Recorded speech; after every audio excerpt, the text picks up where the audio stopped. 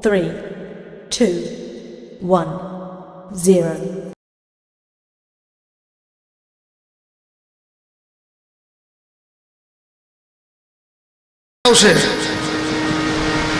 ત્યાં લાઈનમાં ઉભા રહી અને 5000ની પૂજા અને 5000ની તો 11000ની પૂજા બધાય કરાવી શકશે, પણ 50 રૂપિયાનો ટકો કરાવવો નહીં બહુ અઘરો છે હો.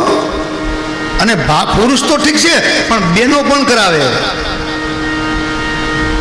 એનો મતલબ કે હાલા તારી આગળ મારું રૂપ તો હું કાંઈ નો કે બાપ, આ મારું સૌંદર્ય તમારું જો વાળ વયા જાય એટલે કરૂપ થઈ જાય, મારું સૌંદર્ય હું તને અર્પણ કરું છું. અને એ નાથ રાજી થાય. બાકી 5, 25, 50 લાખ રૂપિયાને તમે ગમે તેટલા પૂજા કરાવી લ્યો, ગમે એટલી લક્ષ્મી ધરી દો, તો એ લક્ષ્મીનું તો નાથ છે, એનાથી પ્રસન્ન નહીં થાય.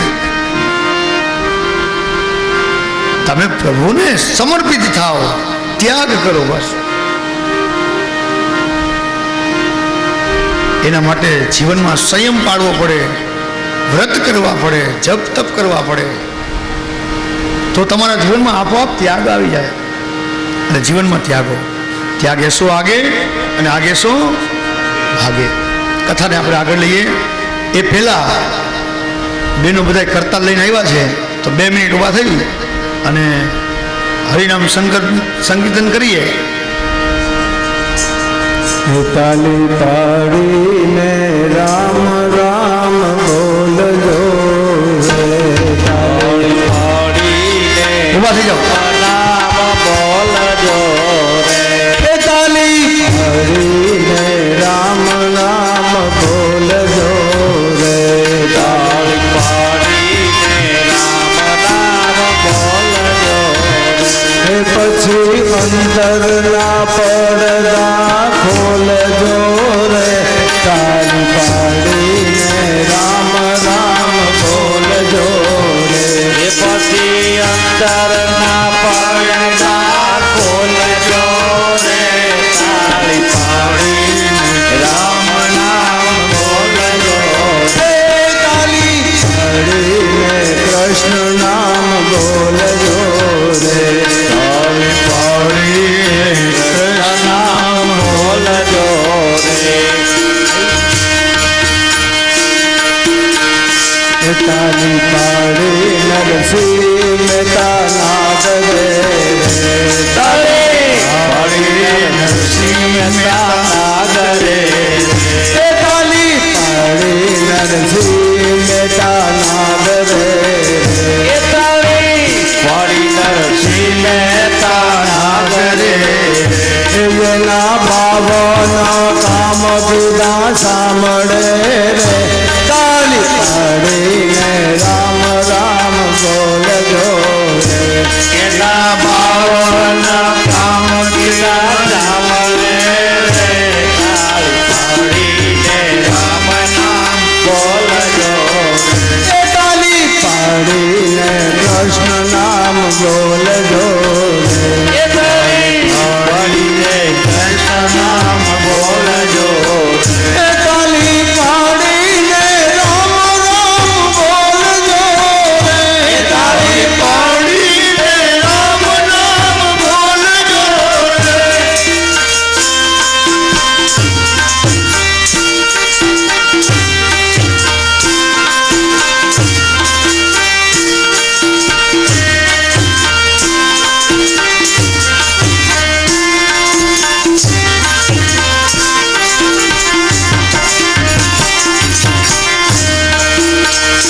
તાલી પાડી મીરાબાઈ રાણીએ રે, તાલી પાડી મીરાબાઈ રાણીએ રે, તાલી પાડી મીરાબાઈ રાણીએ રે, તાલી પાડી મીરાબાઈ રાણીએ રે, એના જે રોટી દાતાઓને સાંભળે રે, તાલી પાડીને રામ રામ બોલજો રે, એના પ્રાણીએ રે, તાલી પાડીને રામ નામ બોલજો રે, તાલી પાડીને રામ રામ બોલજો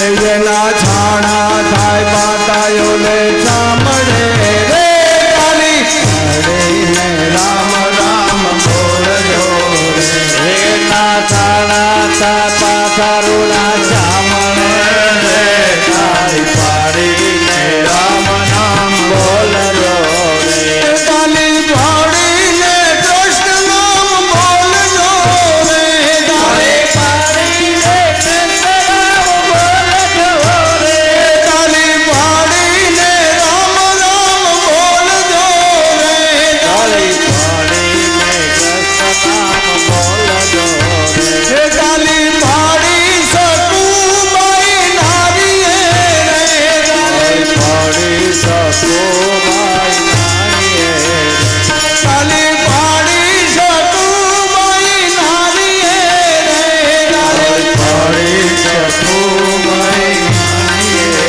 રે એના પાડી બૈરાને સાંભળે કાલી પાડીને રામ નામ બોલજો રે કાલી પાડીને રામ નામ બોલજો રે કાલી પાડીને રામ રામ બોલજો પાડીને રામ નામ બોલજો રે કાલી પાડીને કૃષ્ણ નામ બોલજો રે કાલી પાડીને રામ નામ બોલજો રે કાલી પાડીને કૃષ્ણ નામ બોલજો રે કાલી પાડીને કૃષ્ણ નામ બોલજો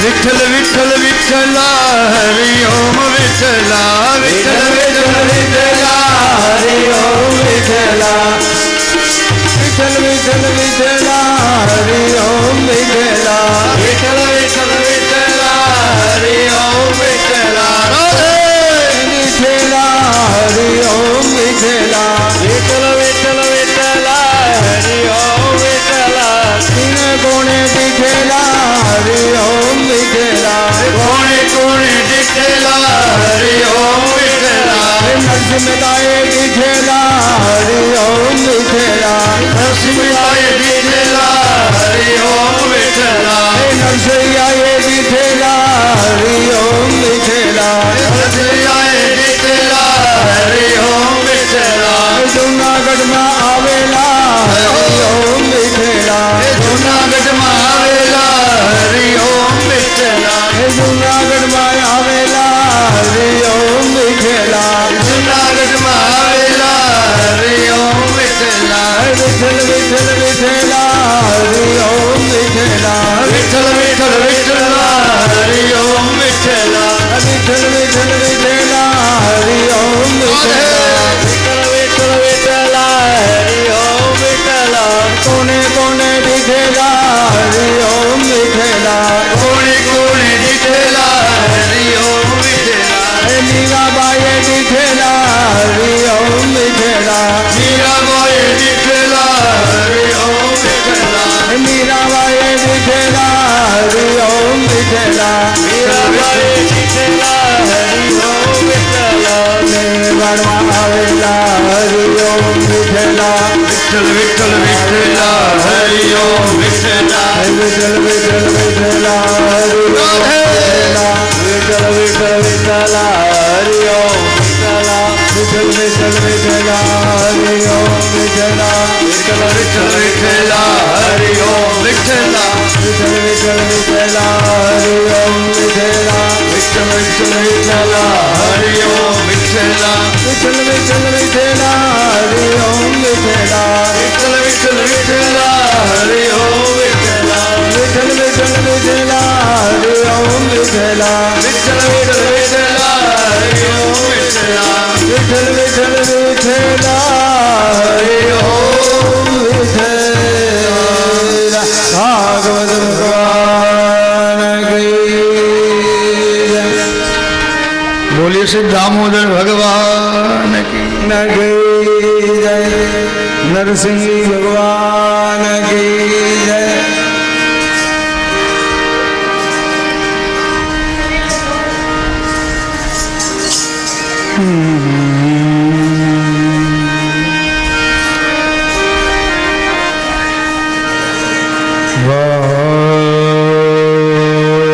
વાસનાથ વાસુદેવસ્ય વાસિતં ભુવનત્રયં સર્વભૂત નિવાસો વાસુદેવ નમોસ્તુતે વાસુદેવાય નમોસ્તુતે નૈમિષે શુક્લમાસેનં વિવાદ મહામતે કથા અમૃતરસા સ્વાદ કુશલ સૌનકો બ્રવિદા. નૈમિષ સારણીની અંદર કથા બને એટલી બેનો વાતો ઓછી કરો. પછી તમે થાકી ગયા હતા ને એટલે ઊભા કર્યા. મેં કીધું નહીતર એટલે પાછા ફ્રેશ થઈ જાવ. ખાલી ચડી ગઈ હોય તો નૈમિષ સારણીઓ અમારી અપેક્ષા એવી હોય કે તમને વ્યવસ્થિત સમજાવીએ, નહીં તો કથા હમણાં થઈ જાય પૂરા ટાઈમ આપણે. નૈમિષ સારણી એટલે શું? આપણને લાગે કોઈ ભૂમિકાનું નામ છે નૈમિષ સારણી, પણ નૈમિષ સારણીનો મતલબ થાય છે કે જ્યાં નૈમિષ સારણીની 88,000 ઋષિમુનિઓ ભેગા થયા અને તે સમયે બધા ઋષિમુનિઓ બ્રહ્માજી પાસે ગયા. બ્રહ્માજીને કીધું કે બ્રહ્માજી અમારે કથા કરવા છે. ક્યાં કરવા? નૈમિષ સારણીનો મતલબ થાય છે કે જ્યાં તમારું મન જે છે એ સ્થિર થાય. જ્યાં મન સ્થિર થાય, જ્યાં કોઈ કજિયા ન હોય, જ્યાં કોઈ કંકાસ ન હોય, જ્યાં બીજી લૌકિક વાતો ન હોય, પરમાત્માને જ્યાં સત્સંગ થતો હોય, જ્યાં ભગવાનનું ભજન થતું હોય, એ અરણ્યનું નામ છે નૈમિષ સારણ્ય. એટલે 88,000 ઋષિમુનિઓને બ્રહ્માદિ કહે છે કે એક કામ કરો, અમારે કથા કરવા છે, પણ ક્યાં કરવા? કથા માટે સ્થળે બહુ મહત્વની વસ્તુ છે. આપણે રોડ ઉપર થાંભલા નાખીને કથા કરીએ તો બીજાને આપણે ડિસ્ટર્બ કરીએ, બીજા આપણને ડિસ્ટર્બ કરે. પણ જ્યાં પરમ શાંતિ હોય, પ્રભુના ગુણગાન ગવાતા હોય, ત્યાં થાય. એટલે બ્રહ્માજીએ કહ્યું કે એક કામ કરો, મારું મનોમન ચક્ર છે ને, પૈડું જે મનનું જે રથ ચક્ર છે એને હું વેતું મૂકું છું. જ્યાં સ્થિર થાય, જ્યાં એના આરા ખંડિત થાય, તે જગ્યાએ તમે વ્રત કરજો. મતલબ કે આ મનની અંદર કેટલા બધા ઘોડા ઘડતા હોય ને. હા, મનમાં બધું ઘણું બધું હોય. એ મન જ્યાં સ્થિર થઈ જાય, ફરતું ફરતું ફરતું, એ અરણ્યનું નામ છે નૈમિષ સારણ્ય.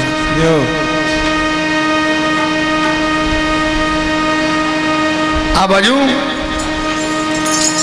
બ્રહ્માનું વાહન છે ગરુડજી, બ્રહ્માનું વાહન છે હંસ, વિષ્ણુનું વાહન છે ગરુડજી, અને મહાદેવનું વાહન નંદી છે. નંદી એટલે ધર્મનું પ્રતીક છે. ગરુડજી છે એ વિવેકનું પ્રતીક છે, અને બ્રહ્મા છે ને એ હંસ.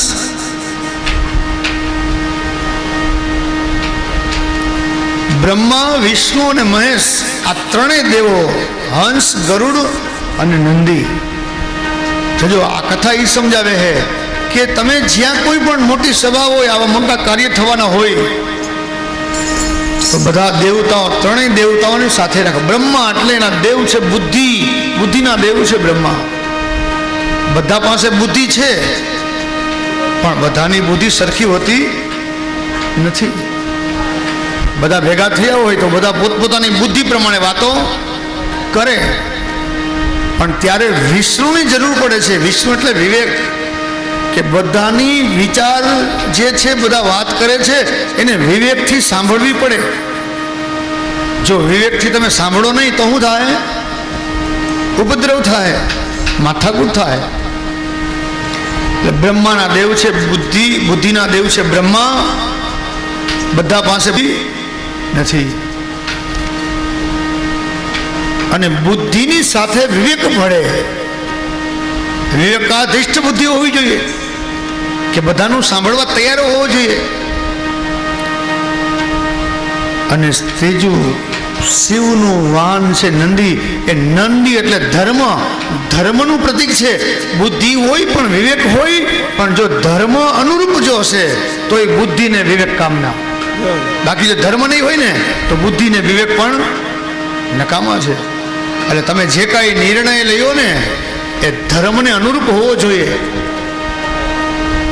ધર્મને અનુરૂપ હશે તો એમાં સફળતા મળશે. જો ધર્મને અનુરૂપ નહીં હોય તો એમાં ઝઘડા સિવાય બીજું કાંઈ હોતું નથી.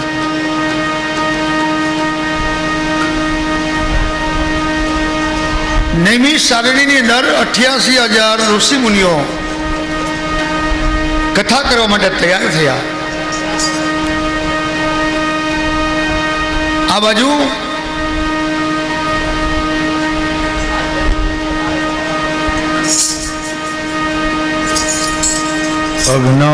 અગ્નોન્વંતઃ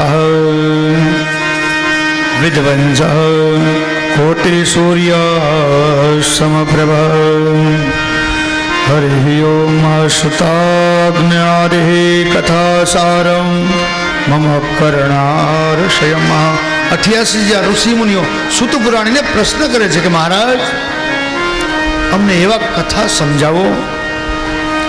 અજ્ઞાનવંત વિદ્વંસ, આની અંદર અજ્ઞાન છે, એ અજ્ઞાનને હરી લ્યો. અમને એવી કથા સમજાવો કે અમારું અજ્ઞાન બળીને ભસ્મ થાય અને સાચું જ્ઞાન પ્રગટ થાય. ત્યારે સૂત પુરાણી કથા સમજાવે છે. ત્યારે 88,000 ઋષિ મુનિઓ કહે છે કે નહીં મહારાજ, કથા તો અમે બહુ સાંભળ્યા. ઘણા અમને એવું કહેતા હોય, આ કથા તો ઘણા અમને એમ કે આ તો હું ઘોરીને પી ગયો એમ કે. હું કે ઘોરીને? હા, સારી વાત છે, પીવાની વસ્તુ છે આ, પણ પીવાથી મોઢેથી નહીં, કાનથી પીવાની છે. ને ઋષિ મુનિઓ કહે છે કે નહીં મહારાજ, કથા તો બહુ સાંભળ્યા, હવે મારે કથા નથી સાંભળવા, અમારે કથાનો સાર ભાગ હોય ને એ સંભળાવો. આપણે સવાર બપોરે જ વાત કરી કે 18 પુરાણોનો જે સાર છે ને આ ભાગવત કથાની અંદર છે. કથા સુણી સુણી ફૂટ્યા કાન, તોય ન આવ્યું બ્રહ્મ જ્ઞાન.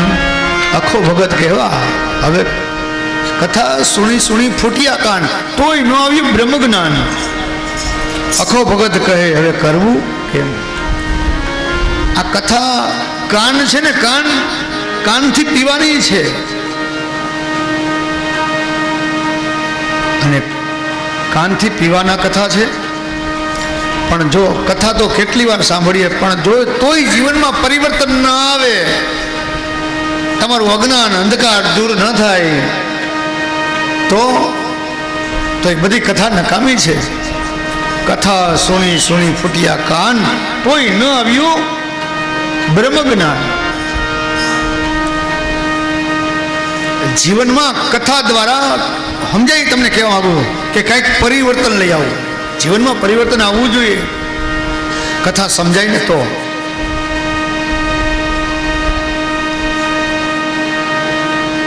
આપણે તો કેટલી કથાઓ સાંભળીએ છીએ બાપુ, કેટલી કથાઓ. હે બોલો, રામાયણમાં એક પ્રસંગ આવે છે, મને બહુ ગમે, કે જ્યારે વિશ્વામિત્ર રામ અને લક્ષ્મણને એના યજ્ઞની અંદર રક્ષા માટે લઈ ગયા. બાપુ, વિશ્વામિત્ર યજ્ઞની અંદર રક્ષા માટે લઈ ગયા. કારણ શું? ગમે કે મારીચ ને સુબાહુ ને આ બધા રાક્ષસો યજ્ઞની અંદર વિઘ્ન કરતા, હાડકા નાખવા આવતા હતા. અને ત્યારે વિશ્વામિત્ર રામ અને લક્ષ્મણને લઈ જાય છે, અને રામ ધનુષ ધારણ કરી અને દ્વાર ઉપર ઊભા છે. વિશ્વામિત્ર યજ્ઞ કરે છે. વિષ્ણવે સ્વાહા, વિષ્ણવે સ્વાહા. વિશ્વામિત્ર યજ્ઞ કુંડની અંદર આહુતિ આપે છે, પણ સ્મરણ એનું ચિંતન તો દ્વાર ઉપર હતું કે જેને હું આહુતિ આપું એ તો આજે મારે દ્વારે ઊભો છે. અને તે સમયે એ દ્વારે ધનુષ ધારણ કરીને ઊભો હોય રામ, અને મારીચને સુબાહુ આમ હાડકા નાખવા આવે ને, એ રામને જોવે, ધનુષ ધારણ કરે રામને જોવે ને, એ મારી પાછો જતો રહીએ. એને એમ કે ઓલા દરવાજે જાઓ, આમ ફરીને પાછો અહીંયા આવે, ત્યાં તો ન્યા રામને જોવે. વળીને એમથી આ ઓલા દ્વારેથી જાઓ, ન્યા જ્યાં જાય તો ન્યા રામને જોવે.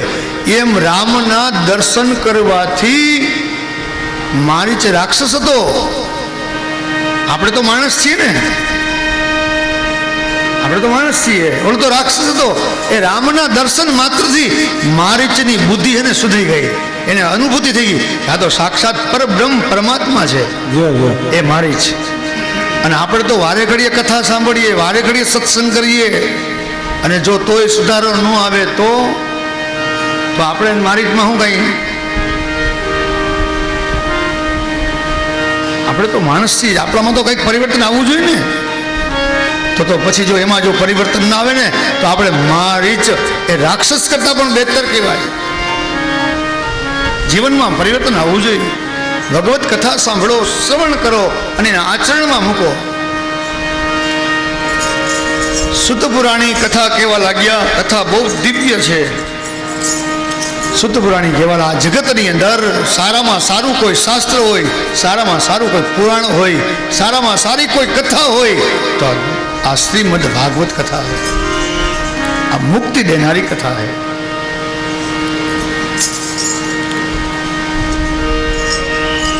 સુખદેવજીમાં 88,000 ઋષિ મુનિઓ સુત પુરાણીને જે જે પ્રશ્ન કરવા લાગ્યા એને કહેવા લાગ્યા. આ પુરાણ, આ એક એક શબ્દની અંદર બહુ ઊંડાણ છે કે પુરાણ એટલે શું. ભાગવત મહાપુરાણ કઈ ન પડે કે પુરાણ એટલે કે જૂનું છે, પુરાણું હોવા છતાં પણ નવનીત છે. આ કથા તો બહુ વર્ષો, લાખો વર્ષોથી કહેતા આવે છે, લાખો વર્ષે કથા કહેતા આવે, પણ છતાંય આમાંથી દરેક કથાની અંદર તમને નવનીત નીકળશે, નવું જાણવા મળશે. પુરાણી હોવા છતાં પણ નિત્ય નૂતન છે. આ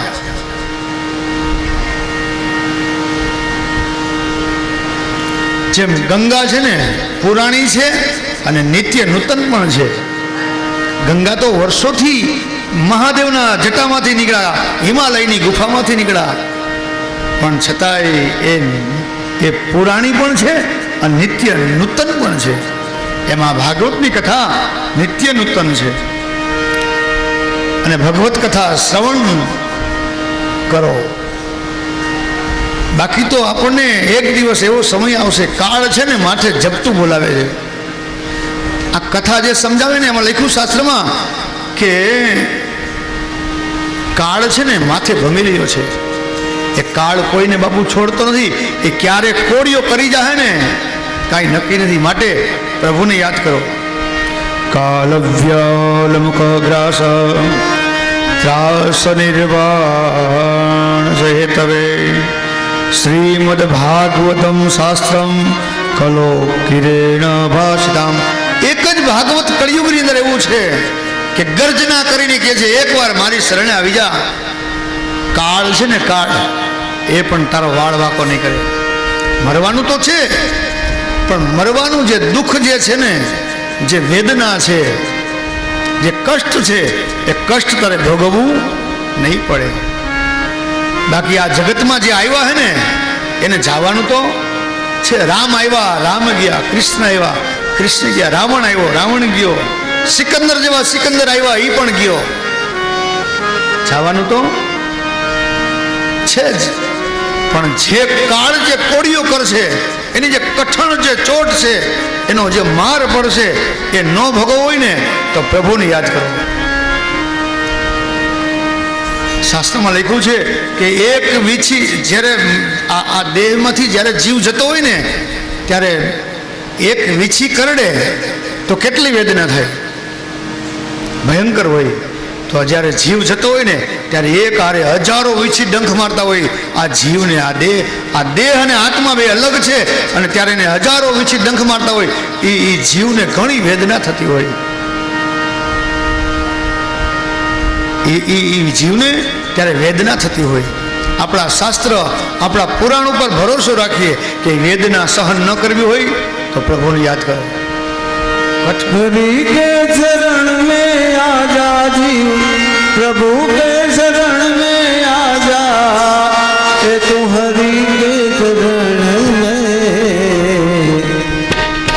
एक बार आजा आजा हरि के शरण में. हरि के शरण में आजा, प्रभु के शरण में आजा, हरि के शरण में एक बार आजा आजा. शरण में सुख सदा होई, शरण में आनंद होई, हरि के शरण में सुख सदा होई, हरि के शरण में आनंद होई. मुक्ति पाने को, मुक्ति पाने का वही वरदाना, एक बार आ जाए एक बार आ जाए हरि के चरण में आजा, कान्हा के चरण में आजा, हरि के चरण में एक बार आजा, हरि के चरण में एक बार आजा, हरि के चरण में. પ્રભુનો આશ્રય લઈશું તો એ વેદના નહીં થાય. નહીં તો મૃત્યુ સમયે વેદના બહુ ભયંકર છે.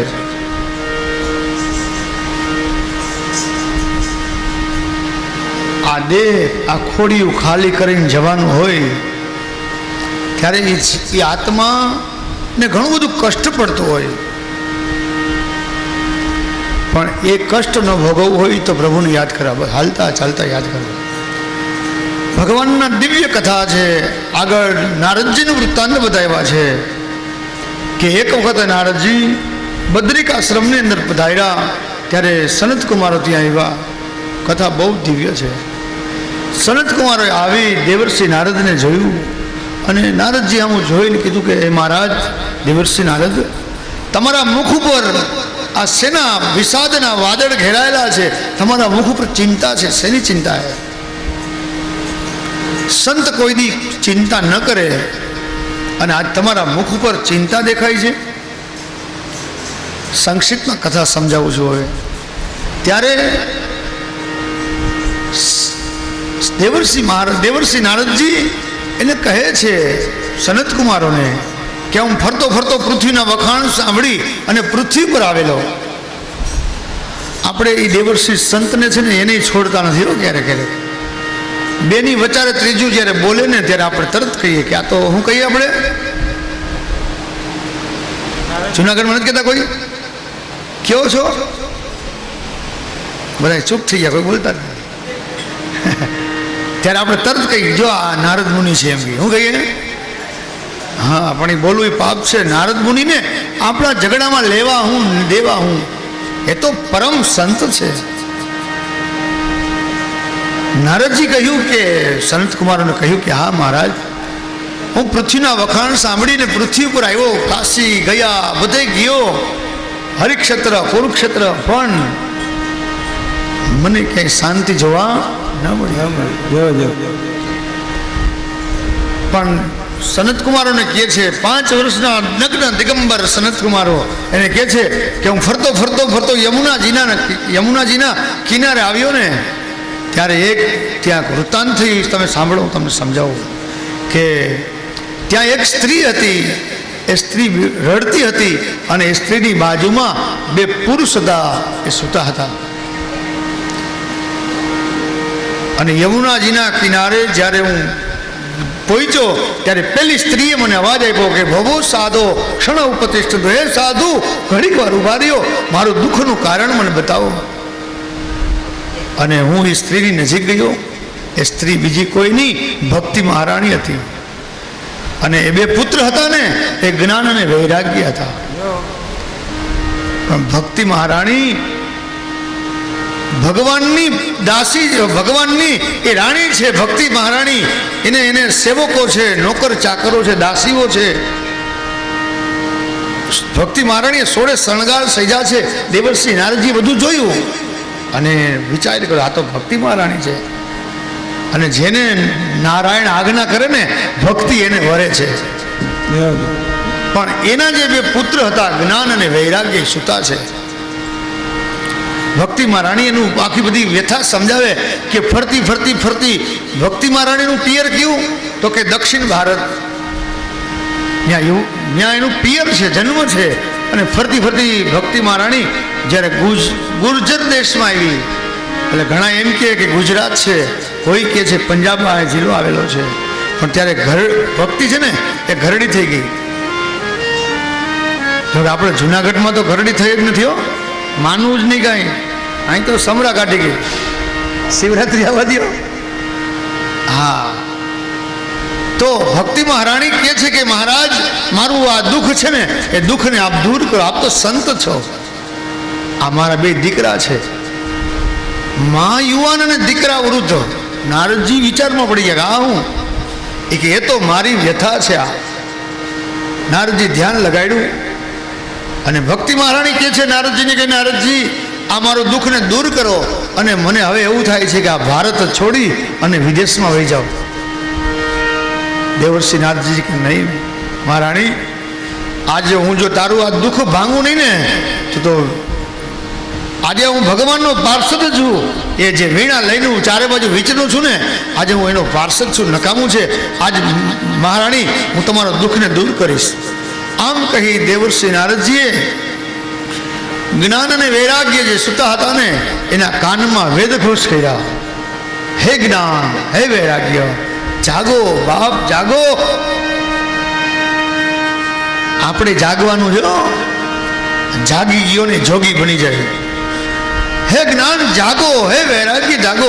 ગીતાના પાઠ કર્યા, વેદ ઉપનિષદોના પાઠ કર્યા, પણ જ્ઞાન વૈરાગ્ય જાગ્યા ખરા, થોડાક જાગ્યા અને પાછા સૂઈ ગયા. આપણા જ્ઞાન અને વૈરાગ્ય આવું જ છે. જ્યારે કથામાં બેઠા હોય ને ત્યારે ભક્તિ મહારાણી સમરા કાઢી કહેવાય, જ્ઞાન વૈરાગ્ય ઉછાળા મારતા હોય, કરતા હોય. થોડીક વાર ભૂતું પછી પાછું હતું ત્યાં ને ત્યાં, સમજાય ને? હા ભાઈ હું જાય. નરસિંહની કરતાલ બોલે શ્રી કૃષ્ણ શરણમાં. પણ એ કાયમ બોલવી જોઈએ, કાયમ બોલવી જોઈએ ને. આ બાજુ જ્ઞાન અને વૈરાગ્ય સોઈ ગયા, પછી તો દેવર્ષિ નારદે ઘણા બધા વેદઘોષ કર્યા, પણ જ્ઞાન વૈરાગ્ય જાગ્યા નહીં. ભગવાન આદિ નારાયણનું ધ્યાન લગાડ્યું, સૂર્યનારાયણનું. સૂર્યનારાયણ ભગવાને કીધું કે હે નારદજી તમે એના માટે સત્કર્મ કરો. પછી તો દેવર્ષિ નારદ એ વીણા હાથમાં લઈને બધાને પૂછે કે સત્કર્મની વ્યાખ્યા શું, સત્કર્મ એટલે શું? એ ફરતા ફરતા ફરતા બદ્રિકાશ્રમમાં પધાર્યા અને ત્યારે સનત કુમારોએ તાળી પાડીને કીધું કે અમને તો પહેલેથી જ ખબર હતી કે તમારે નક્કી કાંઈક બીજાનું ચિંતા છે. એટલે સંત છે ને પોતાની ચિંતા ન કરે પણ એ જગતની ચિંતા કરતો હોય. અમને તો પહેલેથી ખબર જ પડી ગઈ હતી. અને ત્યારે દેવર્ષિ નારદ અને સનત કુમારોનો સંવાદ થયો કે ભગવત કથા કરો. અને ત્યારે સનત કુમારો દેવર્ષિ નારદને આ શ્રીમદ ભાગવતની કથા સમજાવે છે. અને જ્યાં કથા ચાલે ને, જ્યાં કથા ચાલે અને તે સમયે આ બાજુ યમુનાના કિનારે ભક્તિ મહારાણી જ્ઞાન વૈરાગ્ય એ જાયગા. જો કથા ક્યાં હાલતી હતી? નૈમિષારણ્યની અંદર. અને યમુનાજીના કિનારે જ્ઞાન અને વૈરાગ્ય જાયગા. જાયગા એટલું નહીં પણ નવ યુવાન થયા. અને ભક્તિ મહારાણી જ્ઞાન વૈરાગ્ય દાસ દાસીઓ બધા એ હરિનામ સંકીર્તન કરતા કરતા એ જ્યાં નૈમિષારણ્યમાં કથા ચાલતા હતા ને ત્યાં આવ્યા.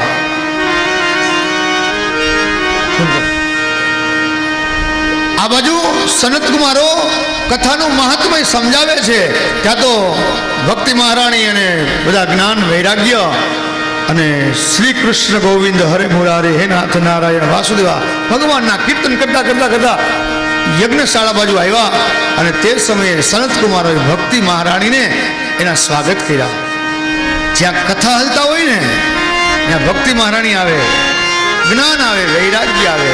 અરે વૈરાગ્ય નહીં છોડો, પણ અખિલ બ્રહ્માંડનો નાથ સ્વયં પોતે ઠાકોરજી અહીંયા કોઈ પણ સ્વરૂપે ત્યાં પ્રગટ થાય છે. આ કથામાં એને લખીને આપ્યું છે કે જ્યાં જ્યાં ભગવત કથા હશે ને ત્યાં હું સાક્ષાત પ્રગટ થઈશ. સુખદેવજી મહારાજ આવ્યા પછી સુખદેવજી મહારાજ પૂછે છે ભગવાનને, ભક્તિ મહારાણીએ પૂછ્યું કે મહારાજ અમે આવ્યા તો છીએ પણ અમારે રહેવું બેસવું ક્યાંમાં? ત્યારે ભગવાન કહે છે કે મારા ભક્તો જ્યાં ભેગા મળી અને જ્યાં મારું ગુણાનુવાદ કરતા હોય ને ત્યાં આવીને તમે એના હૃદયમાં આવીને બેસો. દરેક ભક્તના હૃદયમાં ભક્તિ આવે છે. આ ભક્તિને વધારનારી છે કથા. સુખદેવજી મહારાજ ભગવાનને પૂછે છે કે હે પ્રભુ, અમે સાંભળ્યું છે કે તમારું એડ્રેસ કંઈક ચેન્જ કર્યું છે. ભગવાન કે હા, હમણાં તમે વૈકુંઠમાં મળતા નથી, કૈલાસમાં મળતા નથી, તો ક્યાં રહ્યો છો તમે? ભગવાને કંઈક ત્યારે કાર્ડ આપ્યો છે, વિઝિટિંગ કાર્ડ કાઢ્યું. નારદજીને કીધું કે લે દેવર્ષિ, આ મારું કાર્ડ છે અને કાર્ડમાં જે એડ્રેસ લખ્યું ને ત્યાં તું આવજે, હું તને ત્યાં મળીશ. એમાં લખ્યું હતું ના હમ વસામે વૈકુંઠે, ના હમ વસામે હું વૈકુંઠમાં નથી, હું સ્વર્ગમાં નથી, પણ જ્યાં મારા ભક્તો ભેગા મળી અને જ્યાં મારું સંકીર્તન કરે ને ત્યાં હું હોઈશ. હાલે ત્યાં આવજે મળવા માટે. નરસૈયાની વીણા નરસૈયાની કરતલ બોલે શ્રી કૃષ્ણ શરણમ મમ, શ્રી કૃષ્ણ શરણમ શરણમ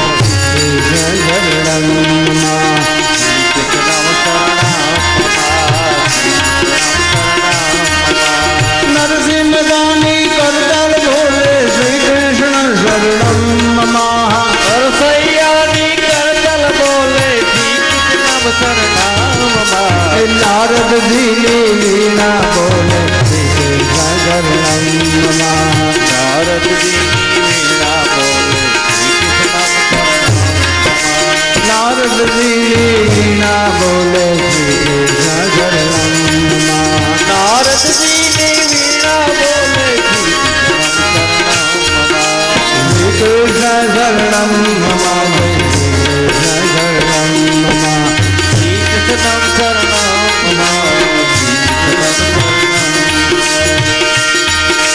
હરતા ફરતા વૈષ્ણવ બોલે શ્રી કૃષ્ણ શરણમ મમ, હરતા ફરતા વૈષ્ણવ બોલે શ્રી કૃષ્ણ શરણમ મમ, હરતા ફરતા વૈષ્ણવ બોલે શ્રી કૃષ્ણ શરણમ મમ, હરતા ફરતા વૈષ્ણવ બોલે શ્રી કૃષ્ણ શરણમ મમ, ભાઈઓ ને બહેનો બોલે શ્રી કૃષ્ણ શરણમ મમ, ભાઈઓ ને બહેનો બોલે શ્રી કૃષ્ણ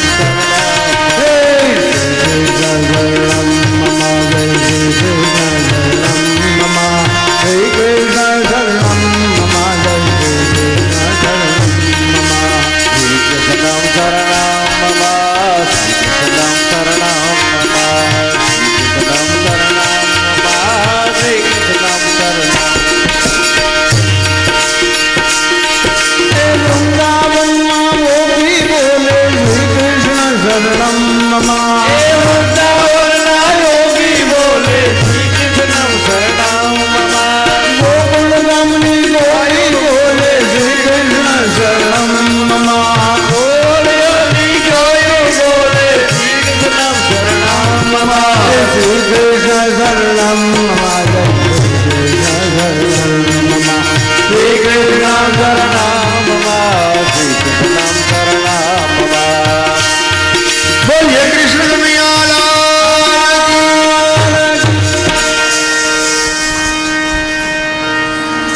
6:05 થઈ ગઈ બાપુ. દાદો રંગ એવો છે કઈ નક્કી નો. આમ તો કઈ વાંધો નહીં ને, 15-20 મિનિટ થાય હવે થોડીક કથા હે 7 વાગ્યા સુધી થઈ જાય. પછીના દિવસોમાં રાખજો, અત્યારે તો બરોબર છે. આ ટાઈમ બરાબર. આ બાજુ ભગવાન સાક્ષાત હરિપ્રગટ થયા અને સુખદેવજી મહારાજને વચન આપ્યું કે જ્યાં જ્યાં ભગવત કથા થતા હશે ને ત્યાં હું કથાના અંતિમ દિવસે હું અહીંયા કોઈ પણ સ્વરૂપે પ્રગટ થાય. ભગવાનનું વચન છે, આપણે ભગવાનના વચનમાં વિશ્વાસ કરવાનો. ભગવાન અહીંયા કોઈ પણ સ્વરૂપે અહીંયા હાજર હોય છે. આગળ હવે આપણે ધંધુકારીની કથા આવે છે, સંક્ષિપ્તમાં લઈ લઉં એટલે 10-15 મિનિટમાં. હરિ ઓમ તુંગભદ્રા તટે પૂર્વમ અભૂતમુત્તમમ. તુંગભદ્રા, તુંગ એટલે શ્રેષ્ઠ, ભદ્ર એટલે કલ્યાણ. તુંગભદ્રા તટે એક આત્મદેવ નામનો બ્રાહ્મણ હતો. એટલે ખરેખર આનો મર્મ એવો થાય, તુંગ એટલે શ્રેષ્ઠ, ભદ્ર એટલે કલ્યાણ. જો સારામાં સારું કોઈ કલ્યાણકારી નગર હોય ને તો એ આ દેહ છે. હા, અભૂત પતનમ એટલે કે બહુ દિવ્ય છે, પણ પતન છે એનું. એક દિવસ તો પતન થવાનું છે. તુંગભદ્રા નદીના કિનારે એક આત્મદેવ નામનો બ્રાહ્મણ રહેતો હતો. ચારેય વર્ણના લોકો રહેતા હતા, પણ એક આત્મદેવ આ દેહની અંદર આત્મા બિરાજે છે. આત્મદેવ નામનો બ્રાહ્મણ હતો. એ બ્રાહ્મણ બધી રીતે સુખી હતો, પણ બ્રાહ્મણને સંતાન હતું નહીં. એ બ્રાહ્મણની પત્નીનું નામ હતું ધુંધુલી. ધુંધુલી એટલે હું? બુદ્ધિ. આ આત્મા છે ને, આત્મા એટલે જીવ, એની પત્નીનું નામ છે બુદ્ધિ.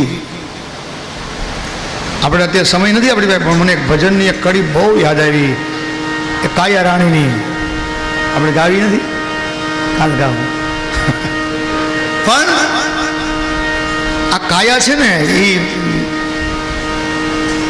આપણે આત્માદેવની પત્નીનું નામ છે ધુંધુલી. ધુંધુલીનું કામ શું? તો કે તર્ક વિતર્ક કરવાનું. બુદ્ધિનું કામ શું?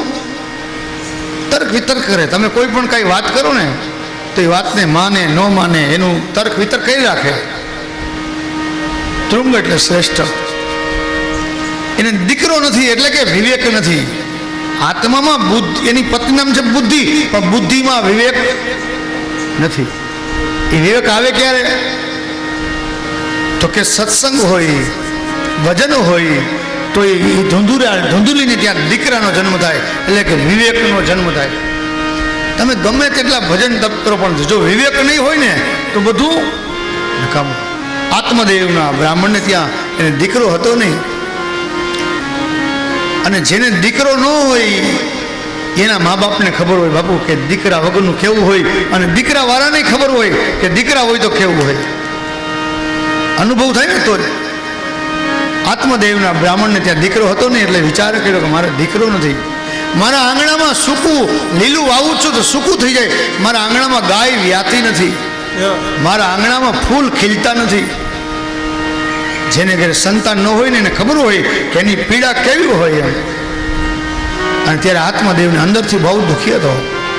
અને ધુંધુલી હતી ને એને કાંઈ દુઃખ હતું નહીં, કારણ કે બુદ્ધિ હતો, એનો સ્વભાવ હતો તર્ક વિતર્ક કરી રાખે. આત્માને છેતરનારી છે બુદ્ધિ. આત્મદેવ વિચાર કર્યો કે હવે મારે જીવીને શું કરવું છે. જંગલની અંદર આત્મહત્યા કરવા માટે નીકળી ગયા. જો આત્મહત્યા કરવી એટલે એને બીજા 7 ભાવના ફેરા ફરવા પડે. 84 હાથ ફેરા. આત્મહત્યા કરે ને એને ભગવાન ડબલ સજા કરે. આત્મદેવ નામનો બ્રાહ્મણ જંગલના માર્ગે આગળ આવ્યો અને એક કૂવો હતો. કૂવામાં પડવા જાય છે અને ત્યાં કોઈ સાધુની પર્ણ કુટીર હતી. અને જોયું કે અવાજ આવ્યો. સાધુ વૃદ્ધ અવસ્થા હતી અને જુએ છે કે ભાઈ કોણ આવ્યો છે તું? ભાઈ કોણ છો તું? તો કે બાપજી મારે મરી જવું છે. કે કૂવામાં પડીને તારે મરી જવું છે? સાધુએ હાથ પકડ્યો સીધો. જો સંત હાથ ન પકડે અને જો પકડી લે ને તો એને પછી પડવા ન દે. તારું નામ બોલ ભાઈ.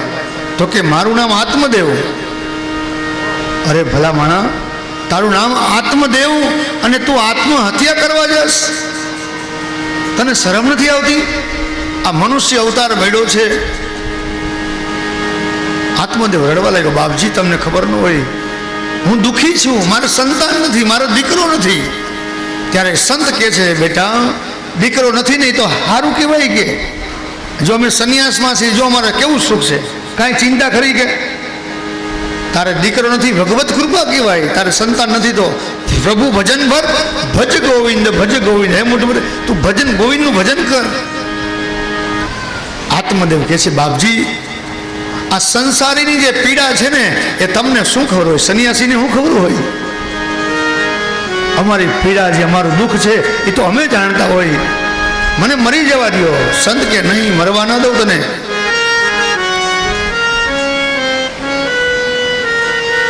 ત્યારે આત્મદેવ કહે છે, બાપ જો મરવા ના દો તો મને સંતાન, મને દીકરો થયો આશીર્વાદ આપો.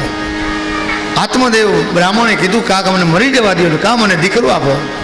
પેલા સંતે વિચાર કર્યો, ધ્યાન લગાડ્યું, જોયું ને તો એના એક નહીં પણ 7 ભવમાં પણ દીકરો નહોતો ભાગ્યમાં. સંત સમજાવે, ખૂબ સમજાવે કે ભાઈ તું પ્રભુનું ભજન કરી લે. સંતાન નથી ને સારું છે. જે ઘેર કોકડીક સંતાન વાળા હોય ને એની ઘરે જઈને પૂછજે તો ખરી, એની માને, એના બાપને, કે તમારા 2 દીકરા છે, તમે સારું છે? એને શાંતિ નથી, અને નથી ને એને શાંતિ નથી. માટે તું ભજ, પ્રભુનું ભજન કર. નહીં બાપજી, મારે મરી જવું છે, કા મને સંતાન આપો. સંત કોઈને પડવા ન દે. સંતની વાત ઘરે ઘડી આવી પાછી એટલે લઈ લઉં કે સંત છે ને, સંતને સંતપણા મફતમાં નથી મળતા, એના મૂળ ચૂકવવા પડશે. સંત છે ને કોઈ દી કોઈને પડવા ન દે. કદાચ બીજાના પોટલા હોય ને બાપુ, બીજાના પાપના પોટલા એની માથે લઈ લે. એની આંખમાં કરુણતા હોય, એ કોઈને રોતા ન જોવે. એ છાના રાખે, રોતા ને, બાપ રોયડમાં તું તારું દુઃખ મને આપી દે, તારું પાપ મને આપી દે. ટૂંકમાં આપણે, તમને બધાને ખબર હોય કે અમરેલીની અંદર સંત મૂળદાસ થઈ ગયા, કે જે અબડા પડવા જતી હતી, આવો જ બનાવો. અને ત્યારે કીધું કે બેટા આત્મહત્યા ન કરાય. એ કે બાપ મારી પેટમાં પાપ છે, એ કે બીજાનું ઓધાન છે. ત્યારે સંત મૂળદાસ એને એમ કે બેટા આ તારી અંદર પાપ છે, એનો બાપ મળી જાય તો બચી જા. તો કે હા બાપજી. કે તો કે કાંઈ વાંધો નહીં, કાલ સવારે બજારમાં કહી દે કે મારા ઉદરમાં બાળક છે ને એનો બાપ સંત મૂળદાસ થઈ ગયા. એ વિચાર તો કરો, કાંઈ જેવી તેવી વાત છે. અને જે માણસ દરરોજ ફૂલના હાર ચડાવે ને, કાલે એ જ માણસ ઊંધે ગધેડે ચડાવી અને જોડાનો હાર પહેરાવે, અને એ સ્વીકારી લેવું એટલે આ કઈ જેવી તેવી વાત નથી. કઈ એટલે ગાવું પડે કે સંતને સંતપણા મફતમાં નથી મળતા, એના મૂળ ચૂકવવા પડે. નથી મફતમાં મળતા, એના એને મૂળ ચૂકવવા પડતા.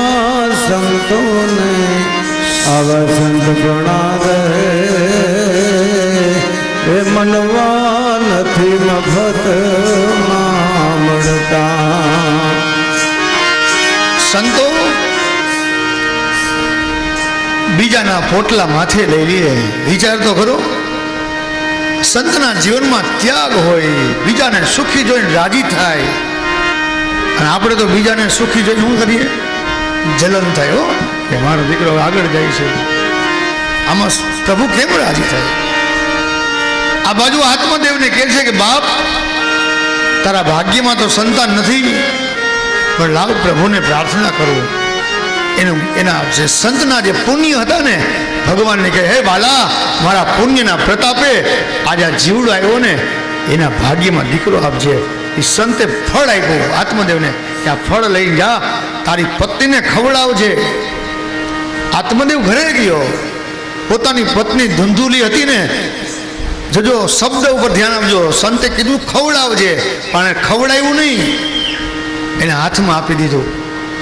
આ કથામાં છે ને આ પગને હાથને મનને આંખને બધાને ખબર છે કે અહીંથી તડકો 40 ડિગ્રીમાં આપણે અહીંયા કથામાં આવીએ છીએ. કથાની અંદર દાદા કથા વાંચે, આ સંગીત આ વગાડે છે, દાદા જપ કરે છે, આ દાદા ધ્યાન લગાડ્યો છે. આ બધી ઇન્દ્રિયોને ખબર છે, જોવે છે, પણ સ્વીકારવું એ બુદ્ધિ સ્વીકારતી નથી. અહીંથી ગમે એટલા ઉપદેશ આપે પણ બુદ્ધિ સ્વીકારતી નથી. પણ સંતે કીધું ખવડાવજે, પણ આને હાથમાં આપી આત્મદેવ જતો રહ્યો. આ બાજુ ધુંધુલીએ તર્ક વિતર્ક ચાલુ કર્યું કે આ ફળ ખાવ ને મારે ઘરે દીકરો આવે ને એ દીકરાને મોટો કરવો, 9 મહિના પેટમાં ભાર ઝીલવો, પાણીપુરી ખાવી હોય તો ખાવાય નહીં, રાતે હોવાય નહીં, આ ભીનું કરે તો વળી કોરું કરવું, ચોર આવે તો બધા ભાગી જાય, હું મરી જાઉં, આવું તર્ક વિતર્ક ચાલુ કરી દીધું બુદ્ધિએ. એમાં બરોબર એની બેન આવી અને એની બેન આવીને કહે છે, બેના હું તારા હાથમાં હે? તો કે તારા બનેવી એક ફળ લઈ આવ્યા છે અને સંતે પ્રસાદી આપી છે અને કીધું કે આ ફળ ખાઈશ ને તો તને દીકરો આવશે. તો કે બેન એ તો સારું, તો ફળ ખાને તો હોય કે તારે દીકરો આવે ને? ધુંધુલી કહે છે, નહીં, હું તારી દશા જોઉં છું, આ તારા એકે હચવા જો આ છોકરા આને હાચવા અઘરા છે, એને ભણાવવા ગણાવવા મોટા કરવા, હે? અને માને ખબર હોય બાળકને મોટો કરવો એટલે કેટલી તકલીફ થાય. એ પેટ ભરતું હોય ત્યારે જેવું તેવું કંઈ ખવાય નહીં, નહીં તો એને શરદી લાગી જાય. એટલે મારે આ કાંઈ કરવું નહીં. તો કે તું મારે બનેવી દીકરો માગશે તો ક્યાંથી આપીશ? તો એની બેન કહે છે, કામ કર, મારા ઉધરમાં બાળક છે કે મારી ઘરે ખાવાવાળા ઘણા છે પણ ખાવાનું કાંઈ નથી, અને તારી ઘરે ખાવાનું છે, ખાવાવાળા નથી, તો હું મારો દીકરો આવે નહીં કે તને ગુપ્ત રીતે હું તને આપીશ, એના બદલામાં તું અમને ધન આપજે. ધુંધુલી કે એ બરોબર સાચું કે એ કે પાકું. તારે એવો પોશાક પહેરવાનો, આત્મદેવને છેતરવાનો કે મારા પેટમાં બાળક છે. આ ફળનું શું કરું બેન? તો કે ફળ ફેંકી દે, ગાયને ખવડાવી દે. આ તો સંતનો પ્રસાદ હતો, એ ફળ ગાયને ખવડાવ્યું. આ બાજુ ધુંધુલીએ પોતે નાટક શરૂ કર્યું કે મારા પેટમાં બાળક છે. આત્મદેવ બહુ ભોળો બ્રાહ્મણ હતો. આત્મા છે ને છેતરાય, બુદ્ધિ છેતરે ને. અને ધીરે ધીરે સમય થયો, ધુંધુલીની બેનને બાળક આવ્યો, દીકરો આવ્યો. ગુપ્ત રીતે એ બાળકને ધુંધુલીને સોંપવામાં આવ્યો અને ધુંધુલીએ ઘણું બધું ધન આપ્યું એની બેનને. આ બાજુ ધુંધુલીએ જાહેર કર્યું, પોતાના ઘરવાળાને કહ્યું કે મારે દીકરાનો જન્મ થયો. આત્મદેવ જોઈને રાજી થયો કે આજે મારી ઘરે દીકરાનો જન્મ થયો. એ ધુંધુલીનો પુત્ર હતો એટલે એનું નામ ધુંધુકારી પાડ્યું. આ બાજુ ગાયને ખવડાવેલો પ્રસાદ, જોજો સંતની પ્રસાદ છે. આ બાજુ ગાયને ફળ ખવડાવ્યું હતું એટલે ગાયના દ્વારા પણ એક બાળકનો જન્મ થયો અને એના કાન હતા છે ને ગાય જેવા, અને બાકી માનવ દેહ હતો એટલે એનું નામ પડ્યું ગોકર્ણમાં. બોલીએ ગોકર્ણમાં.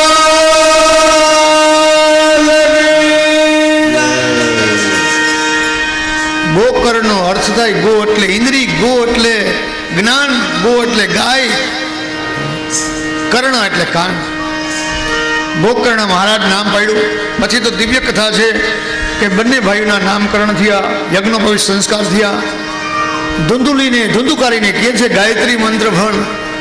બ્રાહ્મણનો દીકરો હોય જો ગાયત્રી ન કરે ને તો એ બ્રહ્મ રાક્ષસ કહેવાય. દરેક બ્રાહ્મણે ગાયત્રી જપ કરવા જોઈએ, બ્રાહ્મણનું કર્મ છે. બ્રાહ્મણ ત્રિકાલ સંધ્યા કરતો હોવો જોઈએ. અમારા ગુરુજી એવું કે 3 દિવસ જો સંધ્યા ન કરે ને તો એને શિવને રોટી ચડાવવાનો પણ અધિકાર નથી, એટલે દરેક સંધ્યા કરવી જોઈએ. આ બાજુ ગોકર્ણ મહારાજ મહાજ્ઞાની હતા અને આ બાજુ ધુંધુકારી બહુ દુષ્ટ પુત્ર થયો. ગાયત્રી મંત્ર જપ ન કરે, જનોઈ ન ધારણ કરે અને એના પિતાને લાતો મારે છે પૈસા માટે થઈ. એ લાવ પૈસા, લાવ પૈસા, લાવ પૈસા. અને તેથી સંતની વાત છે ને આજે આત્મદેવને ગળે ઉતરી. જોજો કેટલા વર્ષો પછી. પેલા કોઈ સમજાવે ને ત્યારે ન સમજે, પણ માથે પડે ને ત્યારે સમજે. અને આજે આત્મદેવને અનુભૂતિ થઈ કે હકીકતમાં છે ને હું દીકરા હાટું થઈને આ મતતો હતો, પણ આ દીકરો મારો કોઈનું નથી રે, કોઈનું નથી રે. મુવાની સાથે કોઈ કરતો નથી. આત્મદેવને લાત મારી, આત્મદેવ રડવા લાગ્યા. અને તે સમયે ગોકર્ણ મહારાજ આવ્યા. આત્મદેવ ગોકર્ણ મહારાજ કહે છે કે પિતાજી, તમે આ દીકરાના મોહમાં શું કામે આસક્ત થાવ છો? આ મારો દીકરો છે, આ મારું ઘર છે, આ બધું છોડો. એ બધું છોડીને વનમાં જાઓ, પ્રભુનું ભજન કરો, તમારી મુક્તિ થાય. બાકી આ ઘરને નહીં છોડો ને તો અધોગતિ થાય. પુનરપી જનનમ પુનરપી મરણમ પુનરપી જઠરે જશે. આ બધું છોડી દો. દીકરામાં મોહ છોડી દો, બધામાં મોહ છોડી દો. અને આત્મદેવ બ્રાહ્મણને સાચું જ્ઞાન તેથી પ્રગટ થયું. આત્મદેવ બ્રાહ્મણ જંગલમાં ગયો, ભાગવતજીના 10મા સ્કંદથી પાઠ કરી અને મુક્તિને પામ્યા. આ બાજુ ગોકર્ણ મહારાજ, અહીં ગોકર્ણ ગીતા આવે, બહુ લાંબા છે, આપણે 6 સાડા 6 વાગી ગયા. ગોકર્ણ મહારાજ તીર્થયાત્રા માટે નીકળી ગયા. આ બાજુ ધુંધુકારી એકલો થયો. જો આવો દુષ્ટ હોય અને ત્યારે કોઈ માહે કોઈ કહેવાવાળું ન હોય ને, ત્યારે દુષ્ટ લોકો હોય ને એ વધારે ઉપદ્રવ કરવા લાગે. ઘરની અંદરથી બધી વસ્તુ ચોરી ચોરી વેચી આવી અને કોઈ ગણિકાઓને આપી દે. કારણ કે માણસ છે ને વ્યસન અને વ્યભિચારની અંદર બધું ગુમાવી દે છે. આ બાજુ પોતાની માને મારી જૂટીને પૈસા લઈ જાય છે, ગણિકાઓને આપે છે. અને એક દિવસ એની માને લાત મારી એટલે એની માં જે ધંધુકારી હતી ને એ કૂવામાં પડી ગઈ, મરી ગઈ. પછી તો ધંધુકારી એકલો થયો. દુષ્ટ પુત્ર છે. ચારે બાજુ હાહાકાર કરવા લાગ્યો. પછી તો ચોરી કરવા લાગ્યો. કારણ કે વ્યસન અને વ્યભિચાર શું ન કરાવે.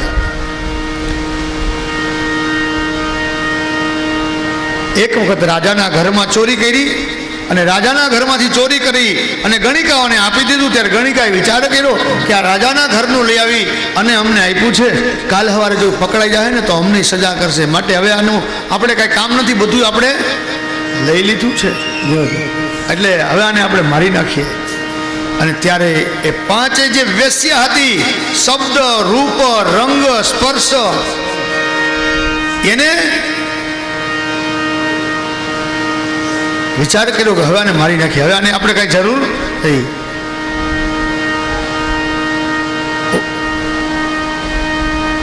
એને પકડી દોરડાથી બાંધી અને ગળામાં ટૂંકો આપે છે, તોય મરતો નથી ધુંધુકારી. જો પાપી હોય એ જડદન મરે નહીં હો, કારણ કે એને સજા હોય. અને પછી ધગધગતા કોલસા અંગારા મોઢામાં નાખ્યા. એમ કહેવાય જેવી મતીને એવી ગતિ થાય. અને મહાપરાણે ધુંધુકારી મૃત્યુ પામ્યો. અને મરવા ટાણે જેવા કર્મ હતા ને એવી ગતિ પ્રેત ગતિ થઈ એની. પ્રેત ગતિમાં અનેક વેદના થતી હોય, પીડાતો હતો. અને આ બાજુ ધુંધુકારી મરણના સમાચાર ગોકર્ણ મહારાજે સાંભળ્યા. ગોકર્ણ મહારાજે તીર્થમાં જઈ એના ભાઈનું શ્રાદ્ધ કર્યું. ગોકર્ણ મહારાજ ઘરે આવ્યા. અને ઘરે આવ્યા ને ત્યારે બાપુ ઘરે આવ્યા રાત્રિના સમયે પોતાના ઘરની અંદર સૂતા હતા. અને રાત્રિના સમયે બરોબર મધ્યાહન રાત્રિનો સમય. અને પેલો પ્રેત આવ્યો ધંધુકારી. કારણ કે જીવતા જોજો, જીવતા કોઈની શાંતિ ન હોય ને, મર્યા પછી એને શાંતિ મળતી નથી. ભયંકર અવાજ કરવા લાગ્યો. ગોકર્ણ મહારાજ અંદર સૂતા છે, ભયંકર અવાજ કરવા લાગ્યો. ડરામણા બધા વિચિત્ર વિચિત્ર અવાજ કાઢવા લાગ્યો. ત્યારે ગોકર્ણ મહારાજ પોતાના ઈષ્ટદેવને યાદ કરી હાથમાં અંજલિ પાણીની લીધી. પાણીની અંજલિ લઈ અને પોતાના પાણીયારું હતું ને ત્યાં છાંટ્યું કે કોણ છો તું? અને ત્યારે ધુંધુકારી કહે છે કે ભાઈ, હું તારો ભાઈ છું, હું તારો ભાઈ છું ધુંધુકારી. ગોકર્ણ મહારાજ કહે છે કે ભાઈ, મેં તો તારી ગયાજીમાં જઈને વિધિ કર્યા, તો તારી મુક્તિ નથી થઈ. ત્યારે ગોકર્ણ ધુંધુકારી કહે છે કે ભાઈ, એવા 100 ગયામાં જઈને શ્રાદ્ધ કરને તોય મારી મુક્તિ એમ નહીં થાય. કેમ? મારે ભાઈ પાણી પીવું છે કે, પણ મારાથી પાણી પીવાતું નથી કે. અને ત્યારે ગોકર્ણ મહારાજ જ્ઞાની હતા, સવારમાં ઉઠી ભગવાન સૂર્યનારાયણ નદીની અંદર કેડ સમારા પાણીમાં ઉભા રહી સૂર્યનારાયણને અર્ઘ્ય આપે છે. આદિત્ય નમસ્કારમ હે ગુરુવંદે દિને દિને જન્માંતર સહસ્રેશો દારિદ્રનો બધા જીવ માત્રએ સૂર્યનારાયણને અર્ઘ્ય આપવો જોઈએ. દરેક જીવે ભગવાનને અર્ઘ્ય આપવો જોઈએ. ભગવાન સૂર્યનારાયણ અર્ઘ્ય આપે છે. ભગવાન સૂર્યનારાયણ પ્રસન્ન થયા અને ત્યારે સૂર્યનારાયણ કહે છે કે હે પ્રભુ, જેની મુક્તિ ગયાથી ન થઈ હોય તો એની મુક્તિ કેવી રીતે કરવી? ત્યારે સૂર્યનારાયણ ભગવાને આકાશવાણી કર્યા કે જેના ગયા દ્વારા જેની મુક્તિ ન થઈ હોય ને તો એની પાછળ તમે ભગવત કથા કરો, શ્રીમદ ભાગવત પારાયણ કરાવો. અને ત્યારે ગોકર્ણ મહારાજે વિચાર કર્યો કે હું ભાગવત કથા તો કરું, પણ કરું ક્યાં? ગામના પાદરની અંદર એક વાંસનું જંગલ હતું. એ જંગલની અંદર ગોકર્ણ મહારાજે વિચાર કર્યો કે અહીંયા વાંસનું જંગલ છે તો અહીંયા હું કથા કરું.